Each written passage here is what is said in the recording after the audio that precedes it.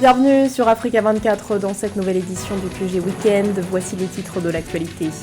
Un sentiment de victoire en Afrique du Sud après le verdict de la Cour internationale de justice. La juridiction a donné raison à la nation arc-en-ciel sur plusieurs points concernant sa plainte contre Israël. Plainte qui évoquait un génocide à Gaza. 200 millions de dollars pour renforcer la sécurité alimentaire, c'est l'enveloppe que la Banque mondiale prévoit de décaisser au profit du Sénégal. Agriculteurs, éleveurs et petits producteurs en seront entre autres les bénéficiaires. Et puis le Togo mise davantage sur les secteurs de la pêche et l'aquaculture pour renforcer son économie maritime. Cette année, le budget qui leur est consacré a été revu à la hausse. Il a été établi à 2 milliards de francs CFA. Mais tout d'abord, la junte prévoit d'organiser de nouveaux pourparlers de paix au Mali, un processus interne en vue de stabiliser le nord du pays. Cette information intervient alors que la junte a annoncé ce 25 janvier la fin de l'accord d'Alger avec effet immédiat. Les autorités de transition ont justifié cette décision par le changement de posture de certains groupes signataires. Elles ont également dénoncé des actes d'hostilité et d'instrumentalisation de l'accord de la part des autorités algériennes. L'Algérie, de son côté, a déclaré avoir pris acte de cette décision.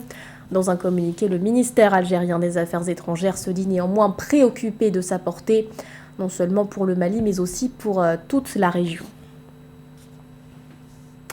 L'Afrique du Sud obtient un gain de cause auprès de la Cour internationale de justice. Le 29 décembre dernier, le pays avait saisi la plus haute juridiction de l'ONU, accusant Israël de génocide à Gaza. Un premier verdict est tombé ce 26 janvier. La CIJ a notamment ordonné à l'État hébreu de prendre, je cite, toutes les mesures en son pouvoir pour prévenir et punir l'incitation directe et publique à commettre le génocide. Un jugement salué par Pretoria qui évoque une victoire décisive. Mildred Diam.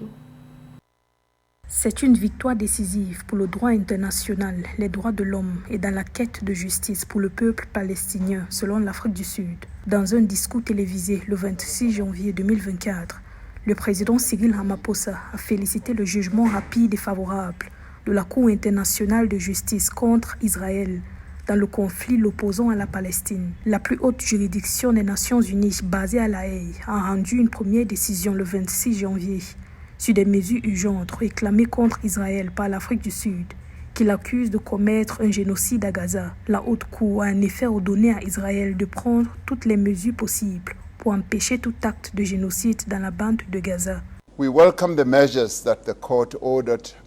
Nous saluons les mesures ordonnées par la Cour à la majorité, estimant qu'elle est parfaitement consciente de l'ampleur de la tragédie humaine qui se déroule dans la région, qu'elle est profondément préoccupée par les pertes de vie humaines et les souffrances humaines persistantes et que la situation humanitaire catastrophique dans la bande de Gaza risque sérieusement de se détériorer davantage avant que le tribunal ne rende son jugement final. Nous attendons d'Israël en tant que démocratie autoproclamée et État respectueux de l'État de droit qu'il respecte les mesures prononcées par la Cour internationale de justice.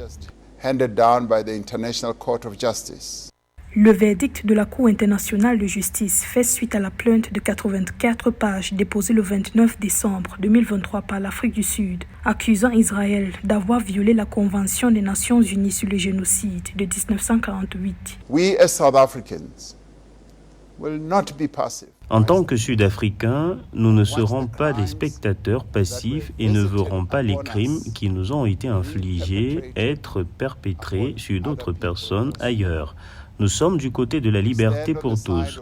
Nous sommes du côté de la justice. Nous sommes fermement convaincus qu'à la suite de ce jugement, il devrait désormais y avoir un effort plus concerté en faveur d'un cessez-le-feu et que des négociations devraient commencer sur une solution permanente à 2 États. La démarche de l'Afrique du Sud témoigne de l'engagement continu de l'Afrique en faveur de la paix et la sécurité internationale. Dans l'actualité également, la justice kenyane s'oppose à l'envoi de policiers en Haïti. Ce 26 janvier, la Haute Cour de Nairobi a jugé ce déploiement inconstitutionnel, illégal et invalide. La juridiction a donné raison à l'opposant Ekuru Aukot, le leader du parti Third Way Alliance, qui avait déposé le 6 octobre 2023 une pétition contre ce déploiement, un véritable revers pour le président William Ruto qui avait qualifié ce projet de mission pour l'humanité. L'opération consistait à déployer 1 millier de policiers kenyans à Port-au-Prince, secoués par la violence des gangs. Les Nations Unies rapportent qu'entre octobre 2022 et juin 2023, près de 2800 meurtres ont été enregistrés. Notons par ailleurs que le gouvernement prévoit de faire appel de cette décision de justice. Nelson Chamisa claque la porte de son parti au Zimbabwe. Le chef de l'opposition a annoncé ce 25 janvier sa démission de la coalition des citoyens pour le changement. La CCC qui, selon lui, a été contaminée, abattardie et détournée par le parti au pouvoir. Son départ interroge quant à son avenir en politique. Les explications de Nathalie Mo.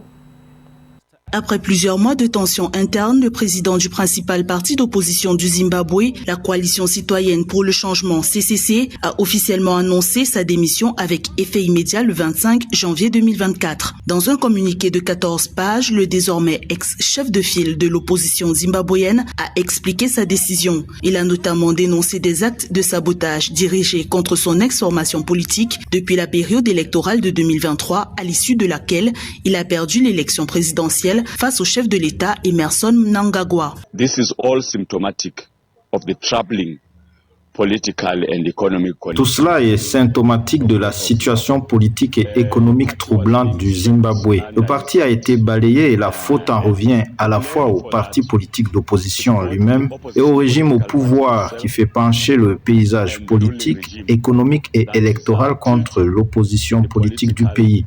Economic and electoral landscape against the political opposition in the country. L'autorité de Nelson Chamisa à la tête de la CCC n'a cessé de s'effriter depuis l'apparition sur la scène politique de Songeso Tchabangu. Déclaré inconnu par Nelson Chamisa, il se présente pourtant comme le secrétaire général par intérim du parti de l'opposition. Depuis son arrivée, la formation politique a perdu 33 sièges sur 104 remportés lors des législatives d'août 2023, fragilisant ainsi le pouvoir politique du leader de la CCC. It was not fair for CCC itself to organize its power. Il n'était pas juste que la CCC elle-même organise son pouvoir, son contrôle, tous ces systèmes et structures autour d'un individu et non d'une organisation. Cela a donné au parti au pouvoir l'occasion de détruire ses fondamentaux. To destroy this arrangement, this organization called CCC. Nelson Chamisa accuse le Parlement, la Commission électorale du Zimbabwe, le ministère du gouvernement local et les tribunaux d'avoir favorisé et entretenu le climat de tension au sein de la CCC, un parti d'opposition créé par lui-même le 24 janvier 2022 sur les cendres du mouvement pour le changement démocratique. Rappelons que le 19 janvier 2024, Nelson Chamisa a refusé de faire partie du programme national de réforme électorale. Selon lui, le paysage politique zimbabwéen nécessite de profondes réformes pour garantir un environnement sain lors des prochaines échéances électorales prévues en 2028. La Banque mondiale soutient la résilience des systèmes alimentaires au Sénégal. Le pays va bénéficier d'une enveloppe de 200 millions de dollars décaissée par l'Association internationale de développement. Un financement qui permettra de soutenir quelques 600 000 personnes, dont des micro-entrepreneurs agricoles. Objectif ciblé, renforcer l'adaptation de l'agriculture au changement climatique. Les détails avec Ameneji. 200 millions de dollars de financement a été accordé par la Banque mondiale au Sénégal dans le cadre de l'appui à la troisième phase du programme de résilience des systèmes alimentaires. Il vise à renforcer le niveau de préparation face à l'insécurité alimentaire via des services de conseil numériques qui renforcent l'efficacité de l'agriculture, la prévention et la gestion des crises alimentaires. Bien que le pays ait connu une croissance très importante ces dernières années, l'agriculture a du mal à suivre alors qu'il existe un potentiel extrêmement important qui permettrait au Sénégal d'être non seulement autosuffisant dans le domaine alimentaire, mais mieux devenir un pays exportateur de produits alimentaires dans la sous-région. Environ 600 000 agriculteurs, éleveurs, petits producteurs, transformateurs et micro-entrepreneurs agricoles, toutes catégories confondues, bénéficieront directement de ce nouveau programme, dont 40% de femmes. Un des aspects aussi intéressants de l'économie sénégalaise en matière agricole, c'est ce qu'on appelle le financement intégré. C'est-à-dire que les agriculteurs ont énormément de problèmes pour pouvoir bénéficier de financement. Et la Caisse nationale du crédit agricole sénégalais, depuis 2014, a mis en place un programme, une sorte de programme de troc. C'est-à-dire, en échange d'un financement de la part de cette institution, les agriculteurs s'engagent à fournir l'équivalent du prêt en produits agricoles qui est garanti et stocké dans des endroits clairement définis. Et ensuite, ce sont les transformateurs qui vont pouvoir bénéficier de ces produits en priorité. Et ainsi, on crée une chaîne de valeur qui crée de la richesse et qui crée des emplois. Selon un rapport global de 2021 sur les crises alimentaires, le nombre de personnes en situation d'insécurité dans le monde a augmenté de 20 millions en 2020. L'insécurité alimentaire sévère touche à présent 155 millions de personnes à travers 55 pays. Le programme de résilience des systèmes alimentaires, comprenant plusieurs phases, a été lancé en 2021 afin d'aider à lutter contre cette crise en Afrique de l'Ouest. Au Togo, les autorités entendent développer davantage les secteurs de la pêche et de l'aquaculture. Le gouvernement prévoit cette année de leur consacrer un budget de 2 milliards de francs CFA, un budget revu à la hausse par rapport à celui de 2023, et ce en vue de donner un nouveau dynamisme à la production halieutique. Samantha Sabero-Sabubanga.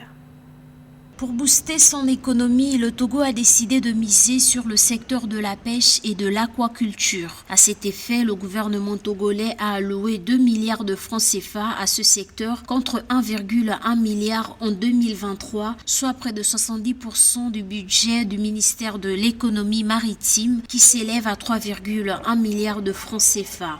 Nous avons affaire à une gestion de l'économie, une gouvernance de bout de ficelle. Parce qu'une économie qui se respecte et à travers un ministère qu'on dit important, ministère de l'économie maritime, ce ministère avait un budget de 1 milliard en 2023 et en 2024, on lui donne 3 milliards. Mais qu'est-ce qu'un ministère peut faire avec 3 milliards de francs CFA? C'est incroyable. C'est une somme ridicule. 3 milliards de francs CFA, ça fait 4,5 millions d'euros seulement. Et comment on peut développer un secteur avec le secteur de la pêche et de l'aquaculture avec une somme aussi ridicule? Cette révision à la hausse du budget alloué à ce secteur devrait permettre de financer le projet de développement de l'aquaculture au Togo qui est dans sa phase de réalisation depuis 2022. Une partie de cette enveloppe sera également dédiée au financement de diverses initiatives visant l'augmentation de la production halieutique. Dans cette dynamique, l'accent sera mis sur l'insertion des jeunes issus des centres de formation d'aquaculture. Ouais, le problème du Togo, c'est toujours cela. On fait des annonces et on fait croire qu'on travaille et parce qu'on a augmenté des sommes ridicules de quelques pourcentages et on en est fier, on fait tout un tam-tam là-dessus. Bon, je ne pense même pas que cette somme doit satisfaire ceux qui sont dans ce secteur. Notons qu'au Togo, le secteur de la pêche emploie plus de 20 000 personnes et contribue à près de 4,5% du PIB du pays, selon les dernières données du ministère de l'économie maritime. De 2020 à 2022, la production est passée à 730 tonnes à 1151 tonnes, soit une augmentation de 57%.